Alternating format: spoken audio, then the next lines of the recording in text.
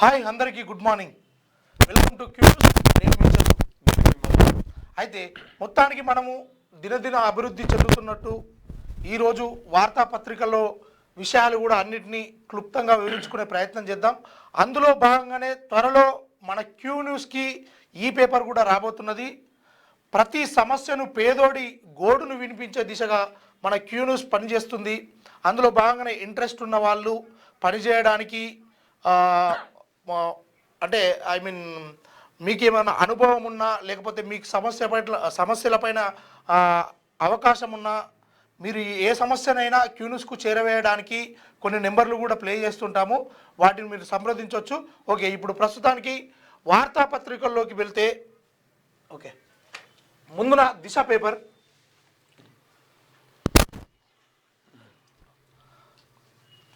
బంగారం 1,50,000 10 గ్రాముల పసిడి 1,50,660 రూపాయలు.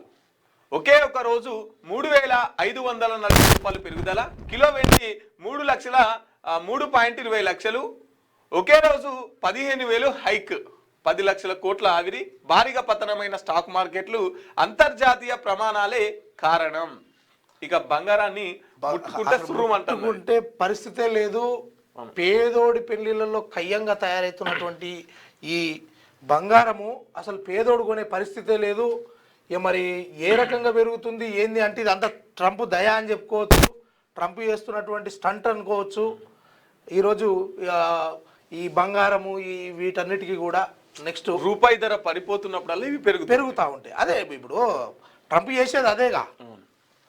బలవంతంగా చలాన్లు వసూలు చేయొద్దు, వాహన తాళాలు లాక్కోవద్దు, సీజ్ చేయొద్దు, చట్టబద్ధమైన నోటీసులు పంపకుండా ఏ వాహనదారుడిని ఇబ్బంది పెట్టొద్దు, పోలీసులు వ్యక్తిగత ఫోన్లతో ఫోటోలు తీయడం సరికాదు, రాష్ట్ర ప్రభుత్వానికి హైకోర్టు ఆదేశాలు, పెండింగ్ చలాన్లు చెల్లించాలని వాహనదారులను బలవంతం చేయొద్దని ట్రాఫిక్ పోలీసులకు హైకోర్టు కీలక ఆదేశాలు జారీ చేసింది. వెహికల్స్ తాళాలు లాక్కోవడం సీజ్ చేయడం సరికాదని తెలిపింది.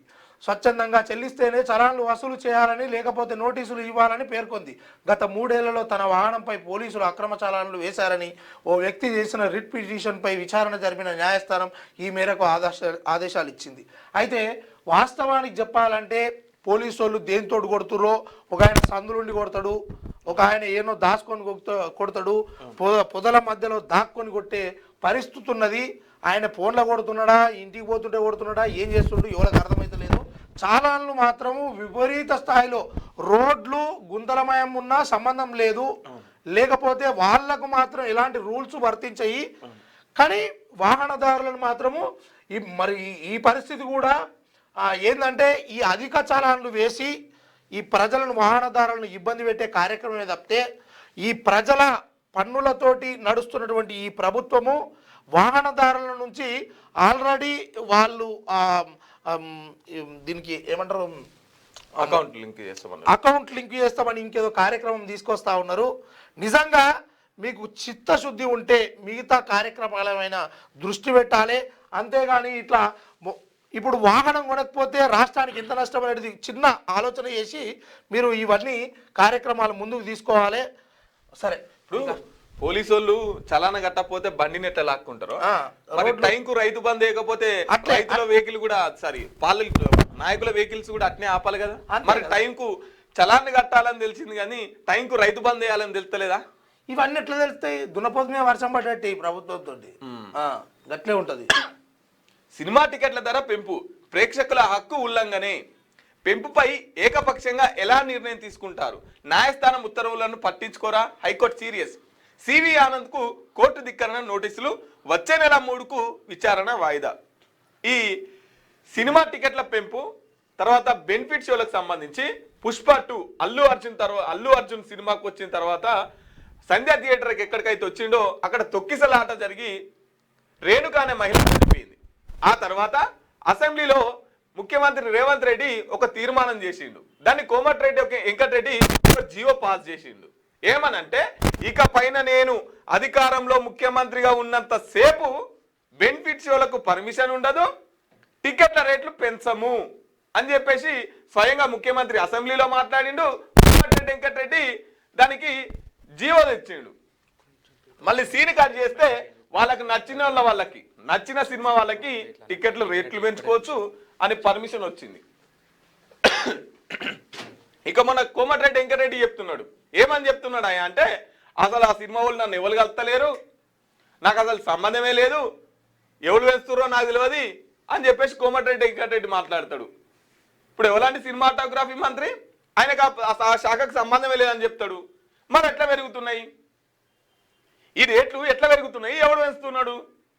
జర్నలిస్టులను పట్టుకొస్తాం, లాక్కొస్తాం, ఏడున్నా అని చెప్పేసి ఉగ్ర రూపం చూపించిన పోలీసు వాళ్ళు ఈ సినిమా వాళ్ళ మీద ఎందుకు చర్యలు తీసుకోరు? మంత్రికి సంబంధం లేకుండా టికెట్ల రేట్లు పెంచుతున్నప్పుడు ఇది కోర్టు ధిక్కరణ కేసు అవుతుందట. 100% హక్కుల ఉల్లంఘనే.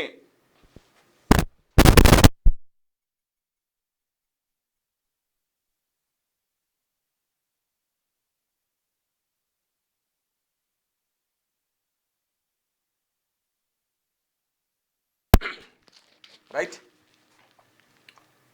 ఇంకా హరీష్ రావు గారు నిన్న ఫోన్ ట్యాపింగ్లో మీ పాత్ర ఏంటి? నిందితులతో అమ్మాయి ఏంది ఇది? నిందితులతో మీకు ఏం సంబంధం? అడ్వాన్స్ పరికరాలు ఎక్కడి నుంచి తెచ్చారు? సిద్దిపేట ఎమ్మెల్యే హరీష్ రావుపై సిట్ ప్రశ్నల వర్షం. 7 గంటలకు పైగా కొనసాగిన విచారణ.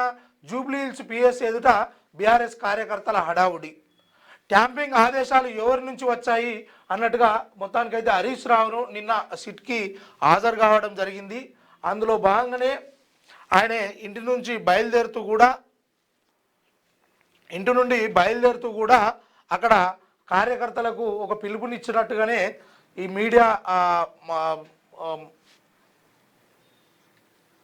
మీడియా నుంచి ఒక వార్తనైతే బయటికి పెట్టి, నేనైతే ఇట్లా నన్ను ఈడీ మన సిట్ నోటీసులు ఇచ్చింది కాబట్టి నేను హాజరు కావాలి, నేను పోతున్నా, దయచేసి ఇక నన్ను చూడడానికో కలవడానికో పరామర్శించడానికో మన బలం చూపించడానికో రండి అన్నట్టుగా మాత్రమే చెప్తా ఉంటే పోయిరు. మొత్తానికి పోయిన కాడ ఫోన్ ట్యాపింగ్ కేసులో భాగంగా మాజీ మంత్రి సిద్దిపేట ఎమ్మెల్యే హరీష్ రావును స్పెషల్ ఇన్వెస్టిగేషన్ టీం అధికారులు మంగళవారం విచారించారు. హైదరాబాద్లోని జూబ్లీహిల్స్ పోలీస్ స్టేషన్లో విచారణకు హాజరైన ఆయన్ను సుమారు 7 గంటలకు పైగా ప్రశ్నించారు.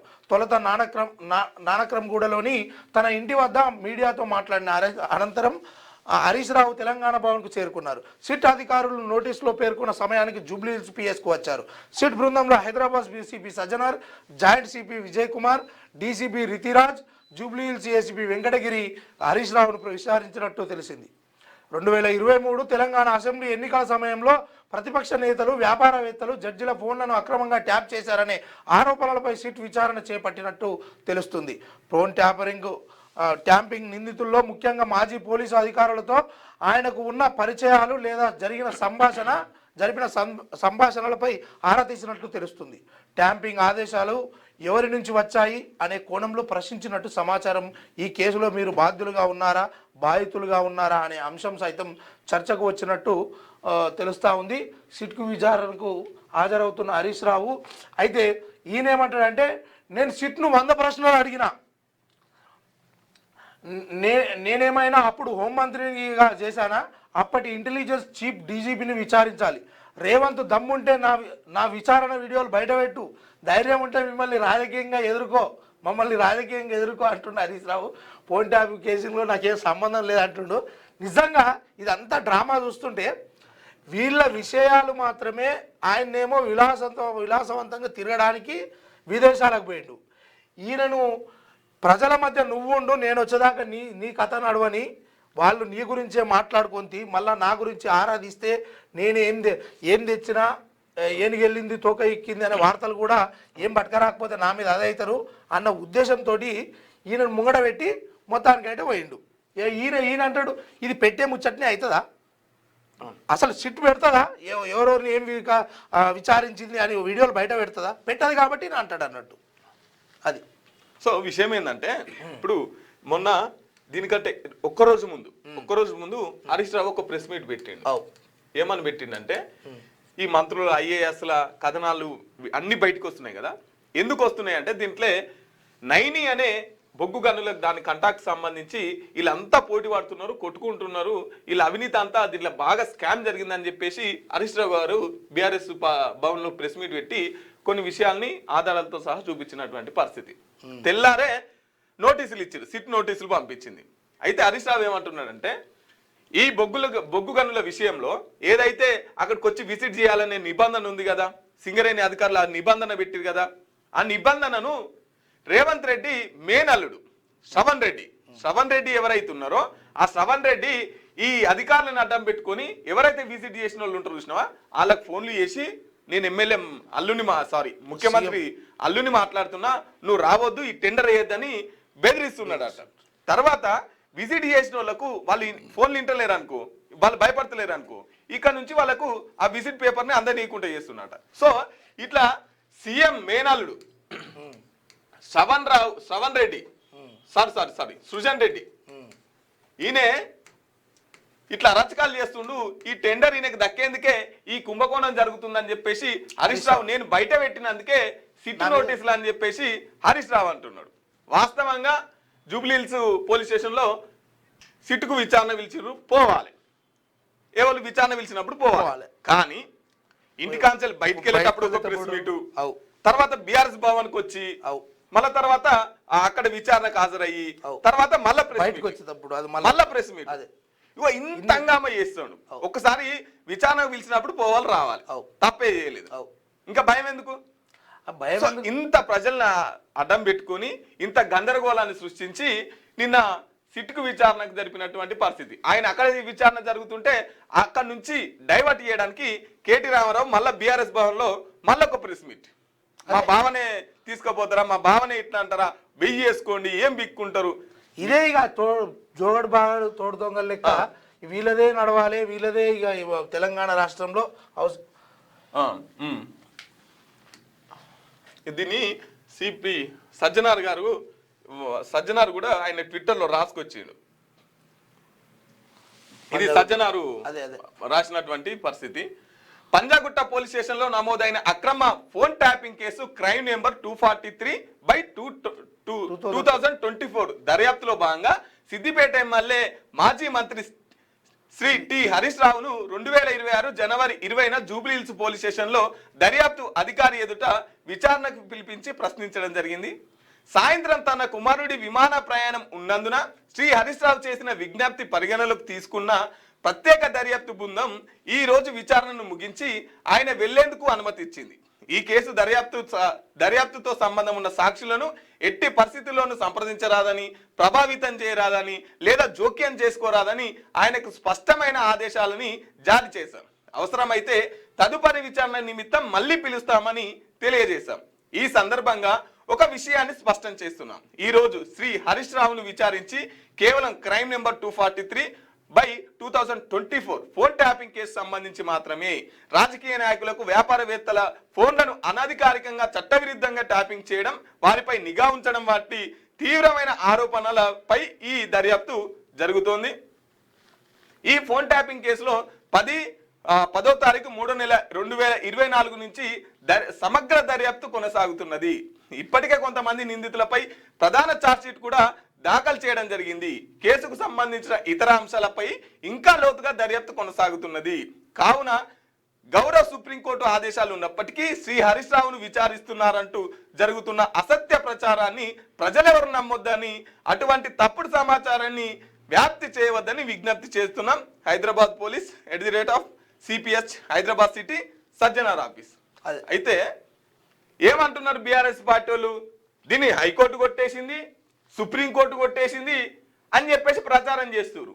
ఎక్కడ కేసు కొట్టేలేదు, సుప్రీంకోర్టు దర్యాప్తు మేరకే మేము విచారిస్తున్నామని చెప్పేసి సజ్జనార్ గారు మాట్లాడుతున్నారు. వీళ్ళేమో హైకోర్టు కొట్టేసింది అంటున్నారు. హైకోర్టు కొట్టేస్తే ఇక్కడ క్రైమ్ నెంబర్ సహా ఇచ్చారు. కాదు, ఇప్పుడు ప్రెస్ నోట్ ఇది రిలీజ్ చేస్తే అంతే కదా, ప్రెస్ నోట్ ఇది రిలీజ్ చేస్తే వాళ్ళు ఇష్టానుసారంగా రాసుకొస్తారు. మరి ఈ పత్రికల మరి వాళ్ళ కరపత్రాల ఇప్పుడు ప్రెస్ నోట్లనేమో ఇది సుప్రీంకోర్టు నుంచి వచ్చినటువంటి గైడ్ లైన్స్, దీనికి సంబంధించే మేము ఆయనను విచారణకు హాజరుగమ్మన్నాము అని అంటే ఆల్రెడీ కొట్టేసిన దాన్ని ఈయన సీఎం రేవంత్ రెడ్డి చేసి ఈయనకు ఇబ్బంది కలుగుతుంది, అవి మేము బయటికి తీసినాము, దాన్ని బయటికి రాకుండా చేయడానికే ఇదంతా కార్యక్రమం అని చెప్పేసి మాట్లాడుతూ ఉన్నాడు. మరి అసలు ఇవి పేపర్ల కరపత్రాల వాళ్ళు రాసుకున్నటువంటి అదొకట. నిజంగా ఒకవేళ 2 సంవత్సరాలు అవుతుంది 2024 అంటే 2 సంవత్సరాల నుంచి ఈ ఫార్ములా, ఈ కార్ రేస్ కావచ్చు, కాళేశ్వరం కావచ్చు, ఫోన్ ట్యాపింగ్ కావచ్చు, ఇటు కరెంట్ల కుంభకోణం అని, ఇటు పాల దాంట్ల కుంభకోణం అని చెప్పేసి, ఇటు యాదగిరిగుట్ల కుంభకోణం అని చెప్పి అనేక కేసులు వీళ్ళు తెర మీదకి తీసుకొచ్చారు కదా. ఇటు పాలన వదిలేసారు, 6 గ్యారెంటీలు వదిలేసారు. సరే వాళ్ళు తప్పు చేసిరు, 10 ఏళ్లలో వాళ్ళు విధ్వంసం చేసిరు. ఒక్కల్ని అరెస్ట్ చేసిరా? చేస్తాడు, ఒక్కల్ని చేస్తాడు. అవుతుందా రేవంత్ రెడ్డి? అవుతుంది. ఇప్పుడు రాగానే చేస్తాడు. అందుకోసం ఇవన్నీ పంపించు. విచారణకు వెళ్తేనే తెలంగాణ అంతా నిన్న మొత్తం బంధులు, నిరసనలు, ఆగమాగం. కనీసం హరీష్ రావును ముట్టుకునే దమ్ముందా రేవంత్ రెడ్డికి? దమ్మున్నది కానీ హరీష్ రావును ముట్టుకునేంత రేవంత్ రెడ్డి గాని కాంగ్రెస్ వాళ్ళకి గాని హరీష్ రావును ముట్టుకునే దమ్ముందా? అవుతుందా రేవంత్ రెడ్డి నీతోనే హరీష్ రావును ముట్టుకునే అవుతుందా? ముట్టుకునుడు అవుతుందా? మిత్రులారా మీరు ఒకసారి కామెంట్లు పెట్టండి, ఒకసారి కామెంట్ చేయండి. అవుతుందా రేవంత్ రెడ్డితోని? గిట్లే మాట్లాడితేనే అయితే ఏమైందంటే, ఇవాళ నువ్వు సీఎం అయినవు, అదృష్టం బాగుండి ఏదో ఆ కాంగ్రెస్ పార్టీలో ఇవ్వడు లేక నీకు సీఎం ఇచ్చిర్రు అంతే. కానీ లేకపోతే నువ్వేడున్నావా నా వెనుక నేను ఎమ్మెల్యే ఈ స్థాయిలో అంతా చేస్తా ఉంటే నువ్వు నిక్కు చూసినావు అని అప్పుడే ఎద్దేవా చేసిండు. అవును, పరిస్థితులను బట్టి. అంటే అక్కడ ఎంతసేపు కించపరుచుకోవడము, లేకపోతే ఈ తెలంగాణ రాష్ట్రంలో వీళ్ళిద్దరు భాగవతమే తెరపైకి తీసుకొచ్చే ప్రచారం చేసే కార్యక్రమం చేస్తారు తప్పితే ప్రజలకు ఉపయోగపడే వేసిన కార్యక్రమం కూడా చేస్తలేరు. మిత్రులారా రేవంత్ రెడ్డితోనే అవుతుందా? హరీష్ రావును ముట్టుకోవడం రేవంత్ రెడ్డితోనే అవుతుందా? కామెంట్ పెట్టురి, మీ అభిప్రాయాన్ని కామెంట్ పెట్టురి. రేవంత్ రెడ్డితోని హరీష్ రావును ముట్టుకున్నాడు అవుతుందా కాదా? మీ అభిప్రాయాన్ని కామెంట్ పెట్టుర్రి మిత్రులారా.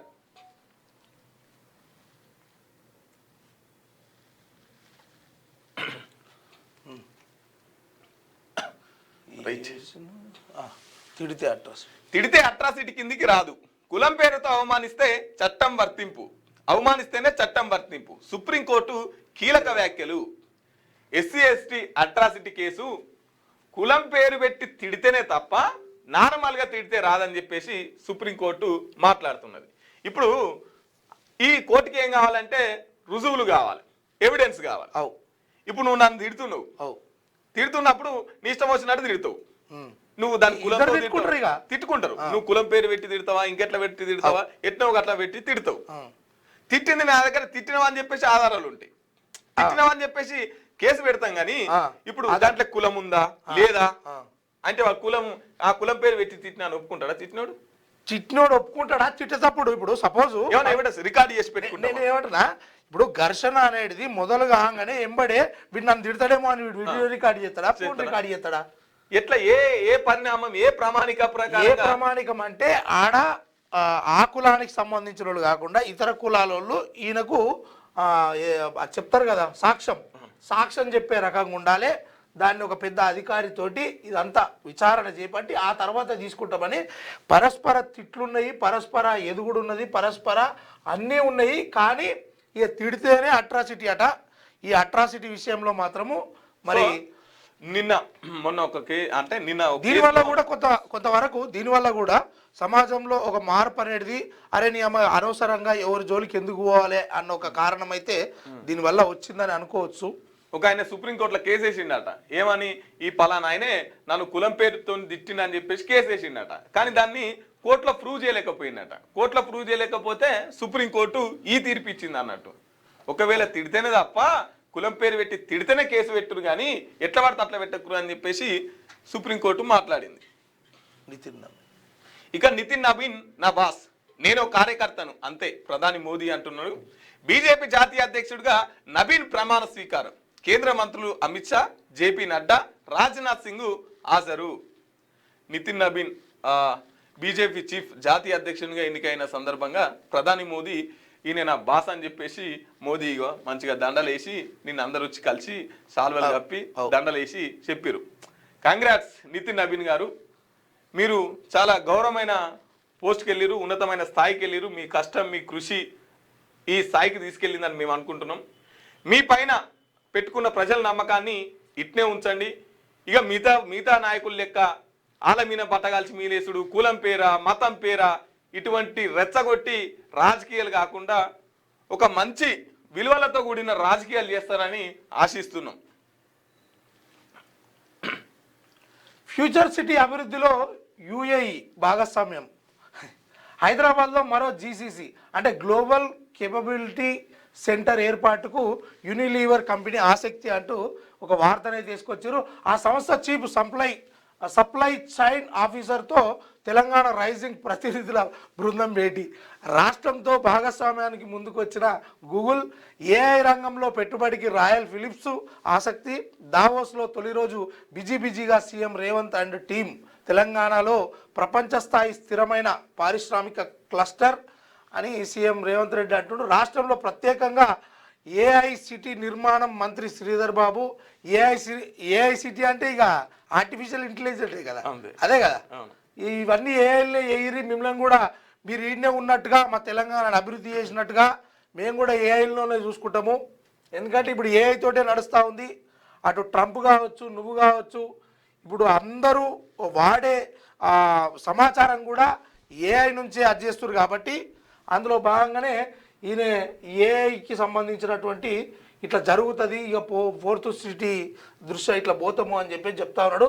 భారత్ ఫ్యూచర్ సిటీని ప్రపంచ స్థాయి నగరంగా అభివృద్ధి చేసేందుకు తెలంగాణతో కలిసి పనిచేయడానికి యుఏఈ ప్రభుత్వం సిద్ధంగా ఉందని యుఏఈ ఆర్థిక పర్యాటక శాఖ మంత్రి హెచ్ఈ అబ్దుల్లా బిన్ తౌక్ ఆల్మర్రీ తెలిపారు. ప్రపంచ ఆర్థిక వేదిక 2026 సదస్సులో భాగంగా దావోస్లో సీఎం రేవంత్తో యుఏఈ మంత్రి మంగళవారం భేటీ అయ్యారు. తెలంగాణ రైజింగ్ ప్రతినిధి బృందంతో కలిసి రాష్ట్రంలో చేపట్టే భారీ మౌలిక సదుపాయాల ప్రాజెక్టులు, ముఖ్యంగా భారత్ ఫ్యూచర్ సిటీపై చర్చించారు. సీఎం రేవంత్ మాట్లాడుతూ తెలంగాణలో రైజింగ్ 2047 విజన్ను వివరించారు. భారత్ ఫ్యూచర్ సిటీ ప్రాజెక్టు అభివృద్ధి అవకాశాలపై సీఎం ప్రత్యేకంగా దృష్టి సారించారు. ఇది దేశంలోనే తొలి నెట్ జీరో గ్రీన్ఫీల్డ్ స్మార్ట్ సిటీగా రూపుదిద్దుకోనుందన్నారు.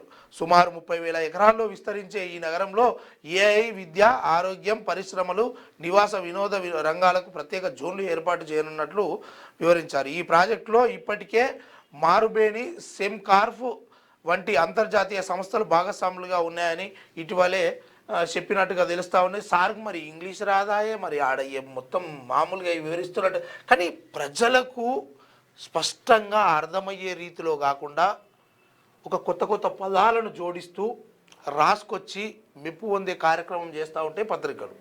దాంట్లో భాగంగా వాళ్ళు మూటలు అప్పజెప్పడంలో, పత్రికలకు మూటలు అప్పచెప్పడంలో సర్కారులు ముందు వరుసలో ఉండి ఏదైనా ఫోటోను పెద్దగా రాపించుకొని ప్రచారం చేసుకునే దిశగా ముందుకు సాగుతున్నాయి.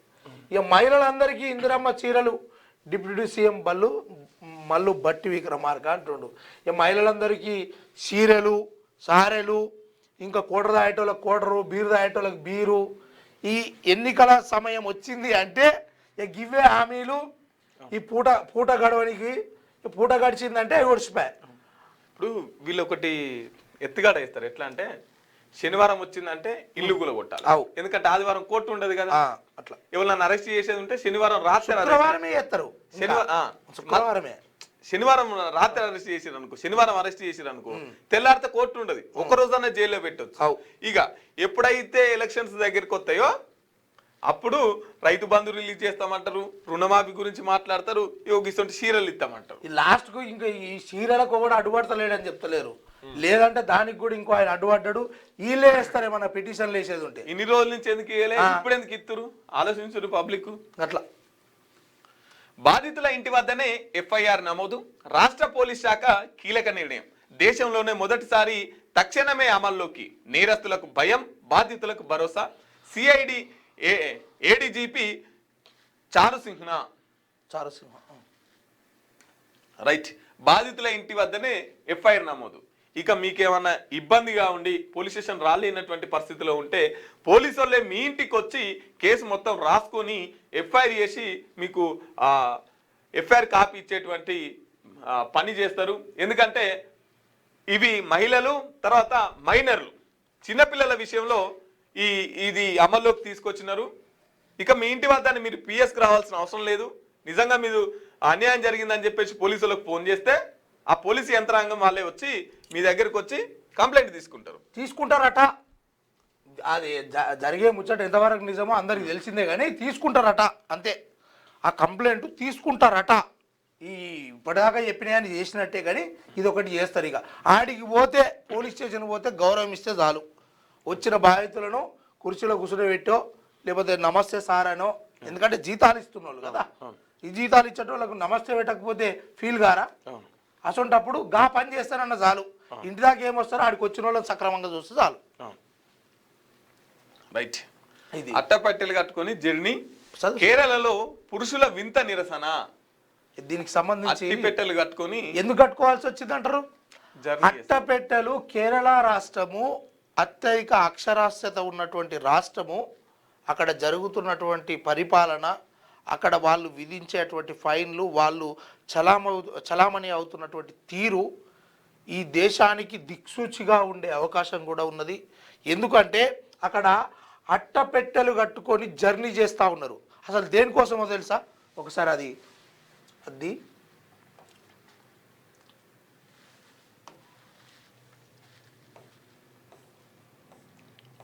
అట్టపెట్టెలు ఎందుకు కట్టుకున్నారు అంటే, ఇది చూడండి జూమ్. అసలు కారణము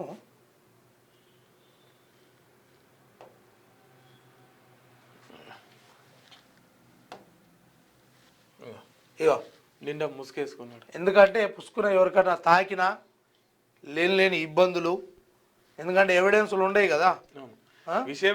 విషయం ఏంటంటే ఇక్కడ చెప్తా.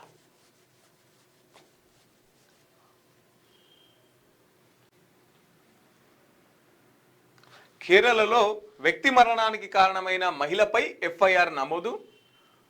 కోజికోడ్ బస్సులో దీపక్ అనే వ్యక్తితో తనతో అసభ్యంగా ప్రవర్తిస్తూ తాకాడని వీడియో తీసి సోషల్ మీడియాలో పెట్టిన ఓ మహిళ.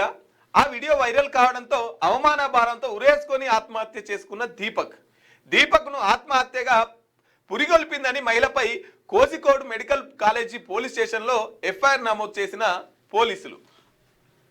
అయితే విషయం ఏంటంటే, సదరు మహిళ ఎవరైతే ఉన్నారో తన వల్లనే ఈయన ఆత్మహత్య చేసుకుంటారని చెప్తా ఉన్నారో, అయితే బస్సులో ప్రయాణిస్తున్నప్పుడు సదరు వ్యక్తి నన్ను తాకుతుండని చెప్పేసి ఆమె సెల్ఫీ వీడియో తీసిన కారణంగా ఆమె పోయి పోలీస్ స్టేషన్లో కంప్లైంట్ చేయడం జరిగింది.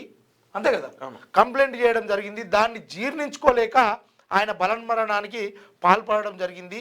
అంటే విషయం ఏంటంటే, ఆమెకు అప్పుడే తాకుతున్నాడని తెలుసా, లేకపోతే ఇదివరకే ఏమన్నా డిస్టర్బ్ చేసిండా, కక్షపూరితమైనటువంటి చర్యనా అన్న విషయాలు ఈ పోలీసు వ్యవస్థ, కోర్టులు నిజ నిర్ధారణ చేసే అవకాశం ఉంది. మొత్తానికైతే ఒక నిండు ప్రాణాన్ని బలిగొన్నది ఆల్రెడీ. అందులో భాగంగానే ఈ విషయాన్ని వాళ్ళు ఈ రకంగా బస్సులో కూడా అట్టపెట్టెలు కట్టుకొని నిరసన వ్యక్తం చేస్తున్నారు. చైతన్యవంతమైనటువంటి రాష్ట్రం కాబట్టి అక్కడ అక్షరాస్యత ఎక్కువ % ఉంటుంది కాబట్టి అందులో భాగంగానే ఇలాంటి నిరసనలు చేస్తారు. ఇక మన దగ్గరనైతే లొల్లి పంచాయతీ గాయకత్తర తెలుసు కదా మనది ఎట్లుంటుంది అనేది. రైట్. విషయం ఏంటంటే, ఇప్పుడు మహిళ వీడియో వీళ్ళే ఇప్పుడు నిజంగానే అయిందనుకుందాం, తను నిన్ను అసభ్యకరంగా తాకుతున్నాడు అనుకుందాం, తాకిండు, నీ దగ్గర ఎవిడెన్స్ ఉన్నాయి, వీడియోస్ ఉన్నాయి, ఏం చేయాలి? పోయి పోలీస్ స్టేషన్లో కంప్లైంట్ చేసి చట్టపరమైన చర్యలు తీసుకోండి, ఇతను నాతో అబ్యూజ్డ్గా బిహేవ్ చేసిండు అని చెప్పేసి కోర్టుకు వెళ్ళాలి, పోలీస్ స్టేషన్కి వెళ్ళాలి. కానీ ఆ వీడియోని సోషల్ మీడియాలో పెడితే అదంతా వైరల్ అయిపోయి చుట్టుపక్కల వాళ్ళు వాళ్ళు చూసి ఆయన ఇజ్జత్ పోయి ఉరి పెట్టుకొని చచ్చిండు. ఆ వీడియో కూడా వీళ్ళు ఇగో ఆ పర్సన్. సో వాస్తవంగా ఇక్కడ తాకుతున్నట్టు కూడా ఎక్కలేదు, మళ్ళీ బస్ అనేది ఊగదా ఏం అదా. సో అందుకని ఇక మా ఆత్మ ఇది ఏడ ఇబ్బంది వస్తుందో, మా వీడియోలు ఏడ బయటకు వస్తాయి అని చెప్పేసి అందరు అట్టపెట్టెలు పెట్టుకొని చూడు. మరి ఇప్పుడు చూడండి, సరే ఆ బస్సు ఆమె ఇంకా నవ్వుతున్నది చూడు, ఆగు. సరే ఆ బస్సు కదిలిందా, అది జరిగిందా, మొత్తానికైతే ఓ నిండు ప్రాణాన్ని బలిగొన్నది ఆ బస్సు సంఘటన. సరే నెక్స్ట్. అయిపోలే. ట్రంప్ పోస్ట్ చేసిన ఏఐ చిత్రం. అమెరికాలోనే గ్రీన్లాండ్, వెనిజులా, కెనడా ఏఐతో సృష్టించిన ఓ ఫోటోను పోస్ట్ చేసిన ట్రంప్ దావోస్కు చేరిన గ్రీన్లాండ్ పంచాయతీ దౌత్యంతో పరిష్కరించుకోవాలని యూరప్ యోచన. నేడు ఆర్థిక సదస్సులో యుఎస్ అధ్యక్షుడి స్పీచ్. ట్రంప్ టారిఫ్లపై ఫ్రెంచ్ ప్రెసిడెంట్ మాక్రాస్ ఫైర్. అందరూ ఓపికతో ఉండండి అమెరికా మంత్రి అంటుండు. ఇక్కడ కనిపిస్తున్నటువంటి ఈ ఈ చిత్రం ఏదైతే ఉందో ఈ ట్రంప్ దీన్ని ఏఐతో మార్ఫింగ్ చేసి ఏఐతో చిత్రీకరణ చేసి ఈ పోస్ట్ అయితే రిలీజ్ చేసిండు. ఇది ఒక చర్చనీయాంశంగా మారింది. మొత్తానికైతే ట్రంప్ దినదినం రోజు వార్తల్లో నిలిచే ప్రయత్నం చేస్తూ ఉన్నాడు. ఈ దేశ ఆర్థిక వ్యవస్థ మీద ఒక భారంగా మోపైతుండని కూడా చెప్పుకోవచ్చు. రెండోసారి ప్రెసిడెంట్ నిన్నటికి సంవత్సరం కాలం పూర్తయింది. సంవత్సర కాలం పూర్తయితే ఆయన కలలు ఆయన ఆశలు ఏవైతున్నాయో అవన్నీ ఏఐతో తీర్చుకుంటుండ అంతే. సో ఇట్లా మీటింగ్ అవుతుంది ఇట్లా 3 దేశాలతోనే అని చెప్పేసి ఆయన ఫోటో దాన్ని ఏఐ క్రియేట్ చేసుకొని సంతోషపడుతుండు. మనమేమంటున్నాం అంటే అట్లనే నువ్వు ఏఐలోనే నీ కళలన్నీ తీసుకొని నీకు నోబెల్ బహుమతి వచ్చినట్టు నువ్వే శాంతి అవార్డు తీసుకున్నట్టు ప్రపంచ దేశాలన్నీ నువ్వు చెప్పినట్టే ఇంటున్నట్టు ఏఐతో సృష్టించుకొని సంతోషపడు. కానీ ఇతర దేశాల వీనికైతే రాకు సారు జరా. ఇప్పటికే బంగారం ఇతర దేశాలు సుక్కలు అవపడుతున్నాయి. నీ కళలు ఏమని ఉంటే ఏఐలో తీసుకో. ఇది మంచి పద్ధతి. అంతే, ఇట్లా చెయ్యి అంతే. నువ్వు మొత్తానికి ఏఐ తోటే లేకపోతే ఇంకో 50 సంవత్సరాలు కూడా ఉన్నట్టు సృష్టించుకో, తప్పులేదు. హలో సార్, అడ్మిషన్ తీసుకుంటారా? మీ పిల్లలు జాయిన్ చేస్తే ఫీజులో భారీ రాయితీ. 10th స్టూడెంట్స్ తల్లిదండ్రులకు ఇంటర్ కాలేజీల ఫోన్లు, ప్రైవేట్ ప్రభుత్వ స్కూళ్ళ నుంచి నంబర్ల సేకరణ, డిస్కౌంట్ల పేరుతో గాలం వేసే ప్రయత్నం. 10వ తరగతి పరీక్షలు పూర్తి కాకముందే అడ్మిషన్ల దందా. చర్యలు తీసుకోవడంలో అధికారులు విఫలం. ఈ అధికారులు ఇప్పటికి విఫలమే. హలో సార్, మీ అబ్బాయి 10వ తరగతి చదువుతున్నాడు కదా, మా కాలేజీలో ఇంటర్మీడియట్లో ఇప్పుడే అడ్మిషన్ తీసుకుంటే భారీ రాయితీ కల్పిస్తాం, మరొకరిని చేర్పిస్తే ఇంకా డిస్కౌంట్ ఇస్తాం అని రాష్ట్ర వ్యాప్తంగా 10th స్టూడెంట్స్ తల్లిదండ్రులకు ప్రైవేట్ కార్పొరేట్ కాలేజీల ఫోన్లు చేస్తున్నాయి. సీట్లు అయిపోతాయి, ముందే బుక్ చేసుకోండి అంటూ పేరెంట్స్ను ఉక్కిరిబిక్కిరి చేస్తున్నాయి. విద్యా సంవత్సరం ఇంకా ముగియకముందే కనీసం 10వ తరగతి వార్షిక పరీక్షలు కూడా ప్రారంభం కాకముందుకే అప్పుడే అడ్మిషన్ల వేట మొదలుపెట్టాయి. 2026-27 విద్యా సంవత్సరం ప్రారంభానికి ఇంకా 6 నెలల సమయం ఉండగానే ఇంటర్ బోర్డు నిబంధనలను తుంగలో తొక్కి యథేచ్ఛగా ముందస్తు ప్రవేశాలు చేపడుతున్నాయి. అంతా తెలిసిన అధికారులు చర్యలు తీసుకోకుండా నిమ్మకు నీరెత్తినట్లు, దున్నపోతు మీద వర్షం పడ్డట్టు, వాళ్ళకి ఈ సమస్య పట్ల ఎలాంటి సంబంధం లేనట్టు వ్యవహరిస్తున్నట్టు విమర్శలు వ్యక్తమవుతున్నాయి. పాఠశాలల నుంచి ఫోన్ నంబర్లు సేకరించి 10వ తరగతి చదువుతున్న విద్యార్థుల వివరాలు, తల్లిదండ్రుల ఫోన్ నంబర్లు, అవసరం అనుకుంటే వాళ్ళ ఇంటి అడ్రస్సులు తీసుకొని పోయి ఆడ మా దాంట్లో మంచిగా చేర్పియండి, మేము చాలా డిస్కౌంట్లు ఇస్తాం, ₹1,00,00,000 చెప్తాము, ₹1,00,000 ఇస్తాము అనే కార్యక్రమాలు చేస్తూ ఉంటే అంటే ఇంకా అవి కొలిక్కి రాలేదురా నాయన, ఏనుగెళ్ళలేదు, తొగ ఇక్కలేదు, ఇంకా ఆ వ్యవస్థని ఇంకా వాళ్ళ పరీక్షలే మొదలు కాలేదురా అంటే వాళ్ళని ఇన్ని ఉక్కిరి చేసుకుంటా ఇది చేస్తూ ఉంటే అధికారులు చర్యలు తీసుకోవడంలో మాత్రం విఫలమైంది. మంచిగానే రాసుకొచ్చే ప్రయత్నం చేసిండు. అయితే విషయం ఏంటంటే ఇవి కార్పొరేట్ కాలేజీలు, కార్పొరేట్ స్కూళ్ళు ఎగ్జామ్స్ కూడా కంప్లీట్ కాలేదు, అప్పుడే వాళ్ళ అడ్మిషన్లు తీసుకునే పనిలో ఉన్నారు. ఇక గవర్నమెంట్ స్కూళ్ళ విషయానికి వస్తే బడి స్టార్ట్ అయినా కూడా పిల్లల కనీసం వస్తున్నారా లేరా, నెక్స్ట్ తరగతోడు ఉన్నాడా అని చెప్పేసి గవర్నమెంట్ టీచర్లు పట్టించుకోరు. అనికి గవర్నమెంట్ బడి స్టార్ట్ 3 నెలల దాకా బుక్లే రావు. అంతే గవర్నమెంట్ స్కూల్ ఏమో ఇది పరిస్థితి, ప్రైవేట్ స్కూల్ ఏమో అలా దందాన్ని ఎట్లా పెంచుకుంటున్నాయి చూడరు. మన బండి సంజయ్ మాట్లాడింది కదా, కాంగ్రెస్ గవర్నమెంట్ అధికారంలోకి వచ్చిన ఈ 2 సంవత్సరాలల్లో 1500 స్కూళ్లు మూతపడ్డాయి. తెలంగాణ ఏర్పడిన తర్వాత తెలంగాణ అయితే నీళ్లు నిధులు నియామకాలని చెప్పేసి ఉన్నత విద్య వస్తుంది, మా చదువుకుంటే బతుకులు బాగుపడతాయని తెలంగాణ రాష్ట్రం కోసం పోరాటం చేసి తెలంగాణ రాష్ట్రం సాధించుకున్నాక 8000 స్కూళ్లను మూతపెట్టిరు. తెలంగాణ ఏర్పడినాక 8000 స్కూళ్లు మూతపడ్డాయి. ఇక నరేంద్ర మోదీ 12 సంవత్సరాలలో 1,00,000 స్కూళ్లు మూతపడ్డాయి. ఇక అవి మూతపడితే ఇలా దందా ఇట్లా జరగకపోతే ఇంకెట్లా జరుగుతుంది? ఇక ముఖ్యమంత్రి ఏమంటాడు, ఇవి కాదు మేము ఇంటిగ్రేటెడ్ స్కూల్ కడతాం అంటాడు. ఇంటిగ్రేటెడ్ స్కూల్ ఉన్న స్కూళ్ళకి దిక్కులేదు. రాష్ట్రంలోనే కాదు దేశంలోనే కూడా మూతపడడంలో మనం నెంబర్ 1. అవును, మూతపడడం అభివృద్ధిలో 1,00,000 స్కూల్ మూతపడ్డాయి. అదే రాష్ట్రంలో కాదు, రాష్ట్రంలో తెలంగాణ రాష్ట్రం నెంబర్ 1 మూతపడడంలో స్కూళ్ళు. అలా దేశంలో కూడా మళ్ళీ నెంబర్ 1. ఇలా ఏమి లేదు, గుళ్ళు కట్టాలి, కార్పొరేట్ హాస్పిటళ్లకు పెంచి పోషించాలి, కార్పొరేట్ కాలేజీలు పెంచి పోషించాలి. ఇగో నాయకులు చెప్తున్నంత గిది ప్రభుత్వ రంగాన్ని మోదీ గవర్నమెంట్ లోకి వచ్చిన తర్వాత 33 సెక్టార్లని గవర్నమెంట్ సెక్టార్లని ప్రైవేట్ సెక్టార్గా మార్చేసి 4 దుర్మరణం. కారును ఢీకొన్న కంటైనర్ లారీ నిర్మల్ జిల్లా బహింసా సమీపంలో ప్రమాదం. పరామర్శకు వెళ్ళి వస్తుండగా యాక్సిడెంట్. వీళ్ళని పరామర్శించడానికి మళ్ళీ ఇంకెంతమంది రావద్దు. పరిస్థితి బాధాకరమైనటువంటి విషయము.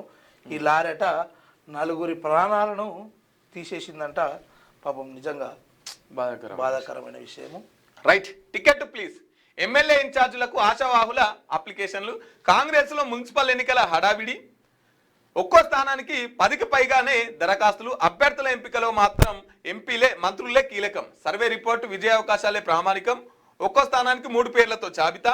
ఎమ్మెల్యే స్థానిక లీడర్లతో సంప్రదింపుల తర్వాతే ఫైనల్. కాంగ్రెస్ పార్టీలో మున్సిపల్ ఎన్నికల హడావిడి మొదలైంది. కౌన్సిలర్, కార్పొరేటర్ల టికెట్ల కోసం ఆశావాహులు బాధ్యులకు దరఖాస్తు అందజేస్తున్నారు. షెడ్యూల్ వచ్చేలోపు అప్లికేషన్ల స్కూటరీని పూర్తి చేయాలని పార్టీ స్పష్టం చేయడంతో ఇన్ఛార్జ్ మంత్రులు అలర్ట్ అయ్యారు. మంత్రులు, ఎమ్మెల్యేలు, నియోజకవర్గ ఇన్ఛార్జులు ఆశావాహుల నుంచి దరఖాస్తులు తీసుకునే పనిలో బిజీ అయ్యారు. అంతేకాకుండా షెడ్యూల్ వచ్చేలోపు తమకు అప్పగించిన పార్లమెంట్ సెగ్మెంట్లోని మున్సిపాలిటీలు, కార్పొరేషన్ల పరిధిలో లీడర్లతో సమావేశాలు నిర్వహించేందుకు మంత్రులు సిద్ధమవుతున్నారు.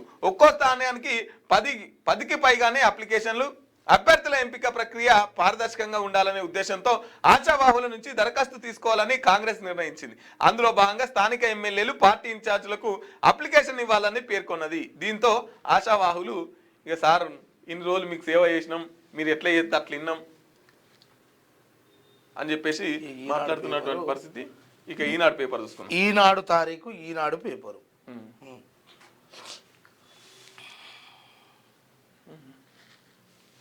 ఓకే. గూగుల్, ఫిలిప్స్, యూనిలివర్ దిగ్గజ సంస్థల చూపు తెలంగాణ వైపు. ఫ్యూచర్ సిటీపై యుఏఈ ప్రభుత్వం ఆసక్తి. సైబర్ సెక్యూరిటీ, స్టార్టప్లు, ట్రాఫిక్, వ్యవసాయం, వాతావరణ మార్పుల్లో గూగుల్ సహకారం. స్కిల్స్ వర్సిటీలో భాగంగానున్న సౌదీ సంస్థ. ఏఐసిటీలో నాలెడ్జ్ హబ్కు ముందుకొచ్చిన రాయల్ ఫిలిప్స్. జీసీసీ ఏర్పాటుకు చొరవ చూపిన యూనిలివర్. దావోస్లో సీఎం రేవంత్ రెడ్డితో వివిధ అంతర్జాతీయ కంపెనీల ప్రతినిధుల భేటీ. ఈ భేటీలో సీఎం రేవంత్ రెడ్డి కరాచలనం చేస్తున్న Google Asia Pacific area president Sanjay Gupta అంటూ ఒక వార్త నేసింది. మొత్తానికైతే సారు ఎవరు ఊహించని విధంగా విలాసవంతమైనటువంటి జీవితాన్ని అనుభవిస్తూ అక్కడ మరి సార్కైతే ఇంగ్లీష్ అయితే పెద్ద మొత్తంలో రాదు, వాళ్ళ భాష కూడా రాదు. ఇక రానప్పుడు ఏం చేయాలి? ఎవరినో పక్కపొంటి తీసుకొని మాట్లాడేటోళ్ళు వేరేటోళ్ళు ఉండాలి. సారు మాత్రం ఫోటోలా వస్తే ఈ కార్యక్రమాలు వేసుకొని ఇటు పేడు వార్తలు వేసుకుంటే ఒడిచిపోతుంది. ఇదంతా ఇక సార్ చేస్తున్న కార్యక్రమం ఏంటంటే తెలంగాణకు పెట్టుబడులు తీసుకురాబోతున్నటువంటి రేవంత్ రెడ్డి గారు అని వార్త వస్తుంది, కానీ ఇవి తీసుకొచ్చిండని మాత్రం రాదు. ఇక ఇది గుర్తుంచుకోవాలి. రైట్. మీ పైన నిఘా ఉంచారు తెలుసా? రఘునందన్ రావు కదలికలను ఎలా కట్టడి చేశారు? ఫోన్ ట్యాపింగ్ కేసులో హరీష్ రావును ప్రశ్నించిన సిట్. పలు ప్రశ్నలకు తెలియదని నమ్మనని సమాధానాలు ఇచ్చిన మాజీ మంత్రి.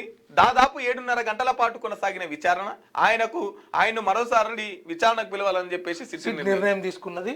సిట్ విచారణ అనంతరం బయటికి వస్తున్న హరీష్ రావు పోయేటప్పుడు ఇగో ఆ లోపలి పోయేటప్పుడు ఇట్లా అన్నాడు, బయటికి వచ్చినాక ఇట్లా అన్నాడు, ఏం కాలే ఇంకా మస్తు ఉంది మనదని. అది రైట్. బొగ్గు స్కాము, అక్కడ బొగ్గు స్కామ్ ఇదే పెట్టిండుగా, అదే బొగ్గు స్కామ్ బయట పెట్టినందుకే నాకు నోటీసులు పంపిందని చెప్పేసి అంటున్నటువంటి పరిస్థితి. పైకి పసిడి, ఇక బంగారాన్ని ముట్టుకునే వశం లేదు. ట్రంప్ కల్లోలం. జాతీయ గీతాన్ని నన్ను అవమానించారు, ప్రసంగించకుండానే అసెంబ్లీ నుంచి వెళ్ళిపోయిన గవర్నర్ రవి. తమిళనాడు చరిత్రలో వరుసగా ఇలా 4వసారి అంటూ ఒక వార్తనిచ్చింది. ప్రసంగంలో కొన్ని పేరాలు చదవని కేరళ గవర్నర్ సీఎం విజయన్ అసహనం అంటూ కేంద్ర ఉద్యోగిపై అవినీతి ఆరోపణలను రాష్ట్ర పోలీసులు దర్యాప్తు చేయవచ్చు అంటూ సుప్రీంకోర్టు ఓ తీర్పిచ్చింది. వామపక్షాలు బలపడితేనే ప్రజాస్వామ్యం పదిలం. సిపిఐ ప్రధాన కార్యదర్శి డి రాజా రోజు ఒక వార్తనైతే వేసుకునే ప్రయత్నం చేస్తూ ఉన్నాడు. వామపక్ష భావజాలం అవసరం, ఉప ముఖ్యమంత్రి బట్టి అంటూ ఇవి ఆల్రెడీ ఈయనకు నమస్తే విజ్ఞము, కంగ్రాచులేషన్ చెప్పినాము. మొత్తానికి పిన్న వయస్కుడు, అతి చిన్న వయసులో 46 సంవత్సరాల వయస్సున్నటువంటి నితిన్ నబీన్ అంతర్జాతీయ మన దేశ భారతీయ జనతా పార్టీ దానికి సంబంధించి అధ్యక్షుడు అయిండు. అది చలాన్లు చెల్లించకపోతే ప్రాసిక్యూట్ చేయండి, వాటి వసూళ్లకు వాహనదారులను బెదిరించొద్దు, ట్రాఫిక్ పోలీసులకు హైకోర్టు ఆదేశాలు, జీవో 108 అమలుపై స్టేకు నిరాకరణ. ఇవన్నీ మాటలు చెప్పుకోవడానికి, పత్రికల్లో రాసుకోవడానికి, కోర్టు చెంపల మీకేం కొట్టినా, మొట్టికాయలు వేసినా, ఎన్ని చెప్పినా ఇనే పరిస్థితి ఉండదు. రియాలిటీ ఫ్యాక్ట్ చెప్తున్నా, ఇనే పరిస్థితి ఉండదు. ఆడికి పోగానే జర్ర ఎక్కువ మాట్లాడాను అనుకో, ఈయన బండి లోపల వేయరంటాడు. ఏమో ఎక్కువ మాట్లాడుతున్నావు, వీని బండి లోపల వేయరాడు. జర్ర ఓడన పుసుకున్నా, ఏం సార్ నేను కట్టుకుంటా అది అంటే అప్పటిదాకా నువ్వు పోలీస్ స్టేషన్ నడువు అంటాడు. వీని పని ఉంటుంది. ఏం చేయాలి? సప్పుడేగా దేవుడా అంట సచ్చినట్టు అంటే మ్యాక్సిమం ఎక్కువ పర్సెంట్ మళ్ళీ పెద్దోళ్ళని ముట్టుకోరే. ఇప్పుడు ఆరి car, Benz car, BMW car పోయినాయి అనుకో, వీళ్ళని ఆపే ప్రసక్తి ఉండదు. అప్పుడు కాదు ఉరికి రాంగ్ రూట్లో పోయినా కానీ ఈ పరిస్థితి ఉండదు. ఎందుకంటే వాళ్ళు ఇలాంటి విషయాలు కథనం పైకి తీసుకొస్తారు, కోర్టులకు పోతారు, లేకపోతే ఇంకో మంత్రితో ఫోన్ చేపిస్తారు. ఇవన్నీ ఉంటాయి. ఇది ఏం కాదు, ఏం నడిచినా ₹1,00,000 లోపున్న బైకుల మీద, 10 లక్షల లోపు ఉన్నటువంటి కారు మీదనే ఇలా పెత్తారం అంతా. అది ఇక ప్రత్యేక కేసుల్లో ఇంటి వద్దనే FIR అంటారు. ఇప్పటిదాకానే చెప్పినట్టు మీ పోలీస్ స్టేషన్కి వస్తే దండాలు పెట్టించుకోకుండా మీరు దండం పెట్టి పనిచేస్తే చాలు. మా ఇంటి దాకా ఏమొస్తారు మళ్ళీ ఛాయ్ నీళ్ళు దండుగా. 23 తర్వాత పురపోరుకు షెడ్యూలు, రాష్ట్ర ఎన్నికల సంఘం సమయాత్తం అంటూ ఒక వార్త నేసింది. రాష్ట్రంలో నగరపాలక సంస్థల పురపాలక సంఘాల ఎన్నికల నిర్వహణకు రాష్ట్ర ఎన్నికల సంఘం ఏర్పాట్లు ముమ్మరం చేసింది. ఎన్నికల సన్నద్ధతపై ఈ నెల 23 వరకు జిల్లా కలెక్టర్లతో వీడియో కాన్ఫరెన్స్ నిర్వహించాలని నిర్ణయించింది. మరోవైపు ఎన్నికల అధికారులు సిబ్బందికి శిక్షణ ఇవ్వనుంది. మంగళవారం ఉమ్మడి ఆదిలాబాద్, కరీంనగర్ జిల్లాల పరిధిలోని ఆదిలాబాద్, మంచిర్యాల, నిర్మల్, కుమరంభీం, ఆసిఫాబాద్ జిల్లాల కలెక్టర్లతో వీడియో కాన్ఫరెన్స్ నిర్వహించింది. రాష్ట్ర ఎన్నికల కమిషనర్ రాణి కుముదిని, పోలీస్ అదనపు డైరెక్టర్ జనరల్ మహేష్ భగవత్ అంటే ఒక వార్త నేసింది. మొత్తానికైతే ఈ పురపాలక సంస్థల ఎన్నికల కోసము షెడ్యూల్ అయితే 23 వరకు వీళ్ళతో మాట్లాడిన తర్వాత షెడ్యూల్ రిలీజ్ చేస్తామని చెప్తా ఉన్నారు. శ్రీశైలం మరమ్మతుకు నిపుణుల బృందం. తెలుగు రాష్ట్రాలకు కీలకమైన శ్రీశైలం ప్రాజెక్టు ప్లంజాపూల్తో పాటు డ్యాంకు చేయాల్సిన మరమ్మతులపై ఎట్టకేలకు కదలిక మొదలైంది. 6-7 ఏళ్లుగా నిపుణుల కమిటీలు వేసిన సిఫార్సు కాగితాల మేరకే పరిమితం కాగా, గత ఏడాది మే నెలలో నేషనల్ డ్యామ్ సేఫ్టీ అధికారులు చేసిన సిఫార్సు ఆంధ్రప్రదేశ్ జలవనరుల శాఖ విజ్ఞప్తి మేరకు సాంకేతిక నిపుణుల గ్రూపును ఏర్పాటు చేస్తూ కేంద్ర జల సంఘం నిర్ణయం తీసుకుంది. ఇందులో CWC, central soil and material research station, central water and power research station సంస్థలకు చెందిన వారు సహా 2 రాష్ట్రాల ఇంజనీర్లు కృష్ణా బోర్డు నుంచి డైరెక్టర్ స్థాయి అధికారి సభ్యులుగా ఉంటారు. ఈ మేరకు 2 రాష్ట్రాలకు CWC రేఖ రాసింది. శ్రీశైలం డ్యాం దిగువ భాగంలో ఆఫ్రాన్ దెబ్బతినడంలో ప్లంజ్ పూల్ గేట్ల నుంచి నీటిని విడుదల చేసినప్పుడు కిందికి దూకిన తర్వాత ఎగిరిపడే ప్రాంతం భారీగా గొయ్యి పడింది. కిందికి ఎగిరి పైనుంచి వచ్చే కింది ప్రాంతం శ్రీశైలం దగ్గర బాగా డ్యామేజ్ జరిగితే మొత్తం మీద అయితే మరమ్మతులు చేపట్టే ప్రయత్నం చేస్తున్నారు. రైట్, ఇక సార్ దాంట్లో ఇక ఆయన్నే వరుసకొస్తాడు. మనం ఏం పెద్దగా అది చేయాల్సిన అవసరం లేదు.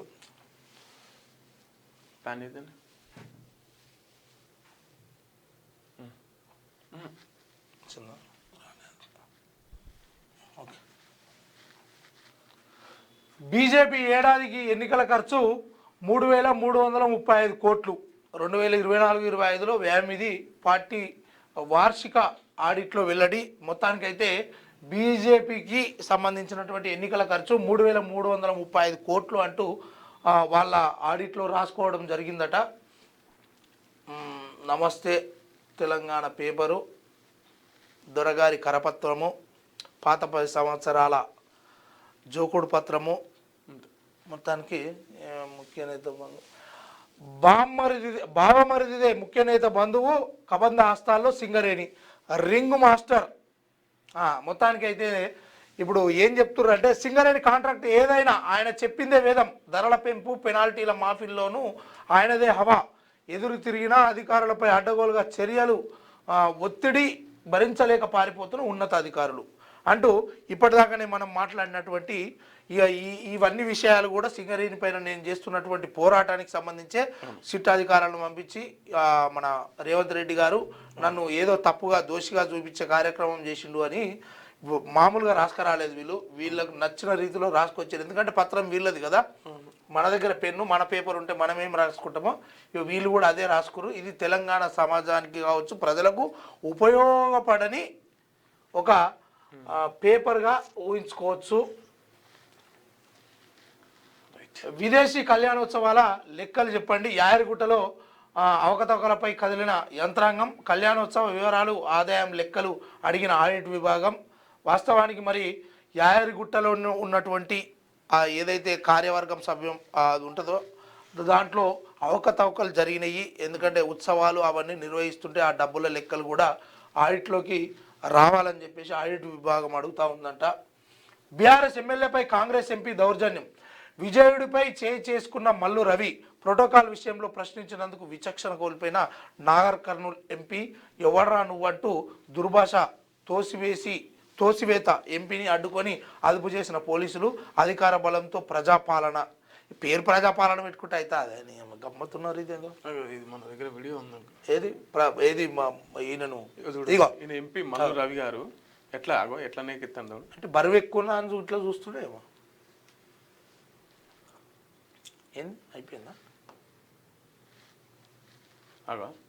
పబ్లిక్ లో ప్రోటోకాల్ విషయంలో చిన్నంత గొడవ వస్తే అల్లుడు ఎంపీ గారు స్వయంగా ప్రజాపాలన రంగంలోకి ఎంపీ గారే దిగినటువంటి పరిస్థితి. ఎవడరా నువ్వు అని చెప్పేసి ఎట్లా నొక్కేస్తున్నాడు. ఇది ఈ రకంగా దండేసుకొని ఊరేగుతుండు. మరి కాబోయే ఎంపీ గారు ముచ్చట.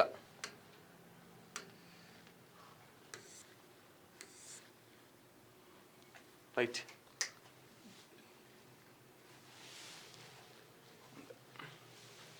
ఇది ఈనాడు దినపత్రిక మిత్రులారా, అంతేగా అంతే. ఇంకా ఏముంది వాళ్ళ ముచ్చట. ఆంధ్రజ్యోతి పత్రికను చూసుకుందాం.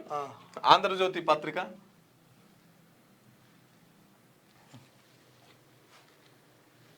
ఇందులో కూడా ఏముంది, తెలంగాణలో కలిసి పనిచేస్తాం. దావోస్ ముచ్చట్లు. మనశంకర వరప్రసాద్ గారు సినిమా టికెట్ల రేట్ల పెంపుపై ఎందుకు చెప్పలేదు? హోంశాఖ ప్రత్యేక ప్రధాన కార్యదర్శి సివి ఆనంద్పై హైకోర్టు తీవ్ర ఆగ్రహం. ధిక్కరణ నోటీసుల జారీ. రేట్లు పెంచితే 90 రోజుల ముందే తెలపాలి. రాష్ట్ర ప్రభుత్వానికి హైకోర్టు ఆదేశాలు. మళ్ళీ ఇంకో ఆప్షన్ ఇచ్చిందిగా. ఇంతకుముందుకేమో పెంచొద్దు అన్నది కోర్టు ఏమో. ఇప్పుడేం చెప్తుంది? రేట్లు పెంచేది ఉంటే 90 రోజుల ముందే చెప్పాలని చెప్తుంది. అంటే ఈడ కోమటిరెడ్డి వెంకటరెడ్డి సినిమాటోగ్రఫీ మంత్రి ఎవరైతే ఉన్నారో ఆయనే ఏం మాట్లాడతాడో ఏం చేస్తాడో ఎవరికి తెలియని పరిస్థితి ఉంది. ఎందుకంటే ఆయనే ఆధీనంలో ఉన్నటువంటి అదే కదా విభాగం అది. మరి ఆయనకు అంటే ఇక్కడ విషయం ఏంటంటే ఇప్పుడు ప్రభాస్ సినిమా రిలీజ్ అయింది రాజాసాబ్. సో దానికి పర్మిషన్ అడిగినా కూడా టికెట్ల రేట్లు పెంచుకోవడానికి అవకాశం ఇవ్వలేదు. కానీ చిరంజీవి గారి సినిమా అనగానే పిలిచి మరి అసలు ఆ శాఖ మంత్రికే సంబంధం లేకుండా టికెట్లు పెరిగినాయి. అంటే వీళ్ళకి అనుకూలంగా ఉంటే ఒక లెక్క, అనుకూలంగా లేకపోతే ఒక లెక్క. దాన్ని వీడియోలు కూడా బయటకు వచ్చినాయి. ఎందుకు ప్రభాస్ గారికి టికెట్ల రేట్లకు పెంపుకు అవకాశం ఇవ్వలే అంటే ప్రభాస్ గారి పెద్దమ్మ కేటీఆర్ తో మాట్లాడుతూ వచ్చేది మన ప్రభుత్వమే అదే ఆ వీడియో బయటకు వచ్చింది. ఇంకోటి ప్రభాస్ ఫ్యాన్ ఫాలోయింగ్ ఉన్న కుటుంబ ఫాలోయింగ్ లేదు కదా. ఇప్పుడు మెగాస్టార్ ఇదంతా సంబంధించి మెగాస్టార్ చిరంజీవి తమ్ముడు ఎవరు? పవన్ కళ్యాణ్ ఆంధ్రలో డిప్యూటీ సీఎం ఎవరు? చంద్రబాబు నాయుడు. రేవంత్ రెడ్డికి ఏంది బాసు అయిపోయింది. దాని రకంగానే ఇదంతా జరిగింది. మరి ఇన్ని రోజులకి ఎటుపోయిందో ఈ వార్త అంతా. ఎంత మంచిగా వేసుకుంటాడే సూట్లు వేసుకుంది ఇతరేళ్ళు. ట్రాఫిక్ చలాన్ల చెల్లింపుపై బలవంతం చేయదని చెప్పేసి ఒక వార్త. ఇక కేంద్ర ఉద్యోగుల అవినీతిపై రాష్ట్ర పోలీసులు కేసు పెట్టొచ్చు. సిబిఐ ముందస్తు అవినీతి అవసరం లేదని సుప్రీంకోర్టు. గీడేసిరు చూడు జర్రా పేదోళ్ళకు సంబంధించిన వార్త. హైదరాబాద్లో ఓ 4 ఏళ్ల బాలుడిపై కుక్కల దాడి. File photo. ఈ దాడిలో బాలుడు మరణించాడని చెప్తుండు. ఇక వీటికన్నా కొంచెం విశ్వాసం ఉండో ఇంకోటో కొన్ని చోట్ల మనుషుల కంటే అతిగా ప్రేమిస్తున్నటువంటి కుక్కల దాడిలో మనుషులే చచ్చిపోతున్నారు. కానీ వీటి విషయంలో అరికట్టడానికి ప్రభుత్వ యంత్రాంగము ఎలాంటి నిర్ణయం. ఇక్కడ చూడండి ఎంతమందికి 14 అంటే 14,88,781 మందికి కుక్క కాట్లు. రాష్ట్రంలో 5 ఏళ్లలో బాధితుల సంఖ్య ఇది. వారికి 36,07,989 రేబీస్ వ్యాక్సిన్ డోసులు. ఆర్టీఐకి ఆరోగ్య శాఖ సమాచారం అంటూ ఆర్టీఐ వేస్తే ఆర్టీఐకి అర్జీ పెట్టుకుంటే ఆరోగ్య శాఖ ఇచ్చినటువంటి సమాచారము ఈ రకంగా ఉన్నది. అయ్యా మీరు ఒక్కొక్కరన్నా కనిపించుకునే ప్రయత్నం చేయండి. ప్రజాప్రతినిధులు ఆ బాధలు ఆ కష్టాలు రోడ్డు పొంటి నడుస్తే కదా మీకు తెలిసేది. అవును. అయితే కోర్టు ఏం చెప్పిందంటే ఈ కుక్క కాటు విషయంలో ఎవరికైనా కుక్క గారిస్తే దానికి ప్రభుత్వం భారీగా పరిహారం చెల్లించాల్సి ఉంటుంది. తర్వాత ఈ జంతు ప్రేమికులు కుక్కల ప్రేమికులు ఎవరు ఉన్నారో వాళ్ళు కూడా బాధ్యత వహించాలని చెప్పేసి సుప్రీంకోర్టు ఇచ్చింది. దీనికి నిరసనగా ఇందిరా పార్కులో పెద్ద ధర్నా చేసిరు. కుక్కల మీద ఇట్లా విశ్వాసం లేకుండా పోతుందా, జంతువుల్ని ప్రేమించాలి కదా, అవి కూడా ఒక జీవులే కదా అని చెప్పేసి ప్రెస్ మీట్లకు వచ్చి ఎవరు రేణు దేశాయ్, తర్వాత యాంకర్ రష్మి, ఇంకొకరు వీళ్ళంతా వచ్చి ప్రెస్ మీట్ పెట్టిరు. ఇంకొక ఆమె ఏకంగా ఆమె నెంబర్ చెప్పలేదు. నెంబర్ చెప్పకుండా కుక్కలేనన్నా కనబడితే మీకు ఇబ్బంది పెడితే మాకు ఫోన్ చేయని నేను వచ్చి తీసుకుపోతా అన్నది. కానీ నెంబర్ చెప్పలేదు.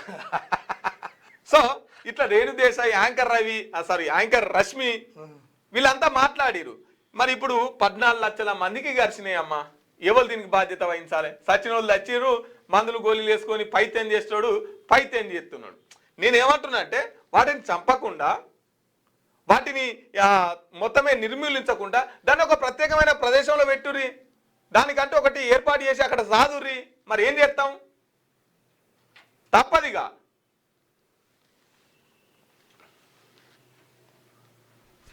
కేంద్ర ఉద్యోగులపై అవినీతి పైన రాష్ట్ర పోలీసులు కేసు పెట్టొచ్చట. ఎందుకంటే వాళ్ళు కేంద్ర సర్కారు కాబట్టి వాళ్ళ మీద స్టేట్ వాళ్ళు ఇంత ముందుకు చర్యలు తీసుకునే అది లేదు, అధికారం. ఇక వాళ్ళు చేస్తున్నా వీళ్ళు స్టేట్ వాళ్ళు కాబట్టి మాకేం సంబంధం సెంట్రల్ అని చెప్పేసి చూస్తూ ఉండేది. మహిళలు పిల్లలు ఇంటి నుంచే ఫిర్యాదు చేయవచ్చు.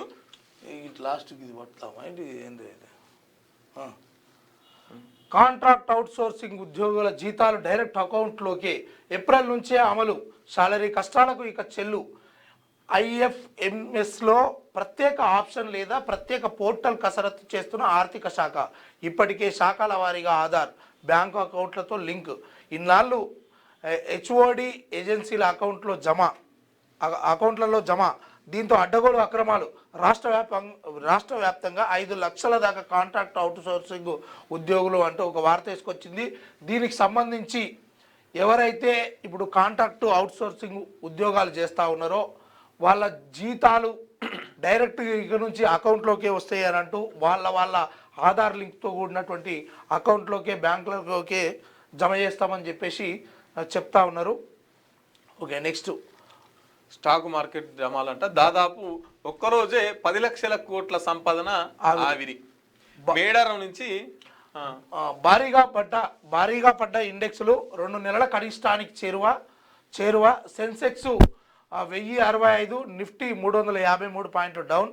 లార్జ్ స్మాల్ మిడ్ క్యాప్ ఇండెక్స్లు అన్ని రంగాల షేర్లు పతనం. Realty 5%, auto 2.56%, IT 2.06%, metal sector 2.2% down. Okay right. Medaram నుంచి నిమిషానికి 4 బస్సులు. మేడారంలో దర్శనం చేసుకున్న వెంటనే భక్తులు తిరుగుముఖం పట్టేందుకు నిమిషానికి 4 బస్సులు బయలుదేరేలా ఏర్పాట్లు చేశామని మంత్రి పొన్నం ప్రభాకర్ వెల్లడించారు. ఈసారి 20 లక్షల మంది ఆర్టీసీ బస్సుల్లో మేడారం జాతరకు వస్తున్నారని చెప్పేసి అంచనా వేశామని చెప్పేసి అంటున్నారు. 90 రోజుల ముందే ప్రకటించాలి సినిమా టికెట్లపై. రాష్ట్రానికి దిగ్గజ కంపెనీలు 4 దుర్మరణం. రైట్, కామెంట్స్ ఇది మిత్రులారా, ఇది వెలుగు దిన పత్రిక. ఇక ఇంకోటి ఏంటంటే నిన్న ఆటో కార్మికులు వాళ్ళంతా ధర్నా చేసిరు. ఆటో కార్మికులంతా మాట్లాడినటువంటి పరిస్థితి. వీళ్ళది ఎవరు రాసుకురారు కాబట్టి మనమన్నా చూపించే ప్రయత్నం తీసుకుంటాం. కానీ ఈ ఓలా ఊబర్ ఇచ్చే రేట్ ప్రకారం మాకు పడతలేదు. మాకు మినిమం ఇంతకుముందు గవర్నమెంట్ ఎంత వైఎస్ఆర్ ఉన్నప్పుడు 11 రూపాయలు గవర్నమెంట్ అప్పుడు మీటర్ ఇచ్చింది. అప్పటి నుంచి అదే రేట్ ఇప్పుడు 9 రూపాయలు ఇస్తున్నారు. రోజుకి ఏదైనా బిజినెస్ ముందుకు వస్తుంది కానీ మాది ఎందుకు వస్తుంది? మేము ఒక నెలకు మినిమం సిటీలో బతకాలంటే మినిమం 50,000 సంపాదించాలి. మా పిల్లల ఖర్చు రూమ్ ఖర్చు అన్ని పోగా మాకేం మిగులుతలేదు. మేము అందుకని డిస్ట్రిక్ట్ బండి మెయింటెనెన్స్ అయితే లేదు. డిస్ట్రిక్ట్ బండి తీసుకోవాలంటే 5 లక్షలు ఉంది. మేము 2 లక్షలు తెచ్చి అప్పు తెచ్చి 2 లక్షలు కట్టాలి. నెలకు 13,000 3 లక్షల పైన చేపిస్తే నెలకు 13,000 కట్టాలి. 13,000 తీయాలా, మా ఖర్చులు తీయాలా. ఈ ఓలా ఊబర్ వాళ్ళు మినిమం మెసేజ్ ఏమని పెడుతురు, నెలకు ఆటో 60,000 సంపాదిస్తుంటారు. 60,000 ఎట్లా సంపాదిస్తాం మేము? రోజు 1,500 చేస్తలేం మేము. 1,500 పొద్దున 8 గంటలకు వెళ్తే నైట్ 12 గంటల దాకా 1,500 సంపాదిస్తలేదు. దాంట్లో గ్యాస్ ఖర్చు 500 పోతుంది. మా బండి మెయింటెనెన్స్ ఏంది, మా ఖర్చు ఏంది, మాకు అదంతా ఆలోచన ఉండదా? ప్రతి దానికి అన్నింటికి పెంచుతున్నారు. మా దానికి ఏం పెంచుతున్నారు? మేము కష్టం చేస్తలేము, మాకు కూడా ఫ్యామిలీ ఉన్నారు. మేము ఛానళ్ళు అడ్డవాళ్ళుగా దాబ్దా ఉండి కూడా పోలీసు వాళ్ళు ఛానల్ కొడుతున్నారు. విషయం ఏంటంటే మిత్రులారా, అయితే మొత్తానికి తెలంగాణ రాష్ట్రంలో ఈ బస్సు ఫ్రీ బస్సు ఏదైతే వచ్చిందో ఈ ఫ్రీ బస్సు కారణంగా కొంతవరకు వాళ్ళు ఫ్రీ బస్సు అనుభవిస్తున్నప్పటికీ అన్ని ప్రదేశాల్లోకి బస్సు పోదు కదా. బస్సు పోని కారణంగా ఈ ఇప్పుడు ఏమైపోయిందంటే చాలా మట్టుకు ఈ ఊబర్ అని ఓలా అని ఈ ఏవైతే సంస్థలు కంపెనీలు ఏవైతే వచ్చినాయో వీళ్ళను అడాప్ట్ చేసుకొని వాళ్ళు వీళ్ళకు కిలోమీటర్కు 9 రూపాయలు 10 రూపాయలు ఈ రకంగా 8 రూపాయలు ఇస్తూ వాళ్ళు 2-3 రూపాయలు నిమ్మలంగా ఏసీ రూమ్ లో కూర్చొని కమిషన్ కొడతా ఉన్నారు. అందులో భాగంగా మాకు ఇది గిట్టుబాటు అవుతలేదు, దయచేసి మాకు గవర్నమెంట్ తరపున ఒక నిర్ణీతమైనటువంటి రేటు ప్రకటించండి అని చెప్పేసి వాళ్ళు అడుగుతా ఉన్నారు. ఉగసపడిగా తెలంగాణ రాష్ట్రంలో ఉన్నటువంటి ఆటో కార్మికుల సంఖ్య తీసుకొని ఆటో డ్రైవర్ల సంఖ్య తీసుకొని ఎన్ని ఆటోలు అయితే నడుస్తా ఉన్నాయో అన్ని ఆటోలకు మరి నెలకి పైసలే సార్ అయితే ఇప్పుడు అదే సంవత్సరానికి 12,000 రూపాయలు ఇస్తామన్నారు. వాళ్ళ గ్యారంటీ ఏంది? ఫ్రీ బస్సు పెట్టిన తర్వాత మా బతుకంత రోడ్డు మీదకి వస్తుందని చెప్తే సంవత్సరానికి 12,000 అన్నారు. ఇప్పుడు 2 సంవత్సరాలు అవుతుంది, రూపాయి ఇయ్యలే వాళ్ళకు. వీళ్ళకు 24,000 రూపాయలు రేవంత్ రెడ్డి బాయ్కి ఉన్నాడు. ఇంకోటి ఏంటంటే ఇప్పుడు ఓలా ఓడి ఎత్తుకపోతున్నాడు వీళ్ళ శ్రమనంతా. వీళ్ళు ఓలా ఓని ప్లేస్ లా గవర్నమెంట్ నుంచి ఒక యాప్ తీసుకొస్తాం, ఆ యాప్ లో మీరు ఫ్రీగా బండ్లు నడుపుకోవచ్చు, దానికి ఎటువంటి పన్ను చెల్లించాల్సిన అవసరం లేదు. ఇక ఓలా ఊబర్ ఇవన్నీ ఎత్తేరి గవర్నమెంటే ఒక యాప్ తయారు చేస్తుంది, అది మీకోసమే అని చెప్పేసి అదొక గ్యారంటీ ఇచ్చిరు. అది దిక్కులేదు. ఇంకోటి ఏంటంటే ఇప్పుడు కొత్తగా డిస్టిక్ ఆటోలు, డిస్టిక్లలో నడిపే బండ్లు 2,50,000 ఉంటుంది. 5 లక్షలు హైదరాబాద్ లో నడిచే బండ్లు. ఆ డిస్టిక్ బండ్లను ఇప్పుడు హైదరాబాద్ లో నడవనిత్తలేదు, ఎక్కడ పట్టుకుంటే అక్కడ సీజ్ చేస్తున్నారు. కనీసం అదన్న పర్మిషన్ నాయన అంటే అది లేదు. ఇగో ఆటో కార్మికుల పరిస్థితి ఇది. నిజంగా చెప్పాలంటే ఈ ఓలా ఊబర్ కు సంబంధించినటువంటి యాప్లు ఏవైతే ఉన్నాయో ఇవి భారీ స్కామ్ లో ఉన్నాయి. నల్లధనాన్ని తెలియజేసే కార్యక్రమము మొదటి నుండి, వాస్తవానికి ఏంటంటే మొదటి నుంచి దీని కార్యక్రమం ఏముండే అంటే ఇప్పుడు ఒక బోనస్ అని ఇస్తుండే, ఒక ట్రిప్ పోతే ఒక బోనస్, ఒక 50 రూపాయలు ఎక్స్ట్రా, అట్లా నల్లధనాన్ని తెల్లధనంగా మార్చుకున్న తర్వాత కస్టమర్లందరూ వీళ్ళకి అలవాటు అయిన తర్వాత వీళ్ళు చెప్పిందే వేదంగా తయారైపోయి ఈరోజు ఆటో కార్మికుల పరిస్థితి రోడ్డు మీద అధ్వానంగా తయారైంది. దీనికి అడ్డుకట్ట వేసే దిశగా ప్రభుత్వం చర్యలు తీసుకోవాలి. వాళ్ళకి ఏవైతే రేవంత్ రెడ్డి గారు ఈ ప్రజాపాలన లేకపోతే మీ పాలన పక్కన పెడితే దానికి సంబంధించినటువంటి 24,000 రూపాయలు ఏవైతే మీరు ఆటో కార్మికుల ఆటో డ్రైవర్లకు బాకీ ఉన్నారో ఆటో యజమానులకు మీరు తక్షణమే చెల్లించి వాళ్లకు సరైనటువంటి బతుకును క్రియేట్ చేసి వాళ్ళు మీరు అన్నట్టుగానే మీ 420 హామీస్ ఏవైతే ఉన్నాయో అందులో కూడా ఇది ఒక హామీ, ఈ హామీకి సంబంధించి మీరు నెరవేర్చుకుంటారు అని ఆశిస్తున్నాం. వాళ్ళకు ఓ దిక్కు గ్యాస్ రేట్లు పెంచుతారు, ఓ దిక్కు ఇల్లు కిరాయిలు పెరిగాయి, అన్ని పెరిగాయి. ఇక వాళ్ళకి ఎట్లా ఇప్పుడు ఒకసారి కామెంట్ చూసే ప్రయత్నం చేద్దాము.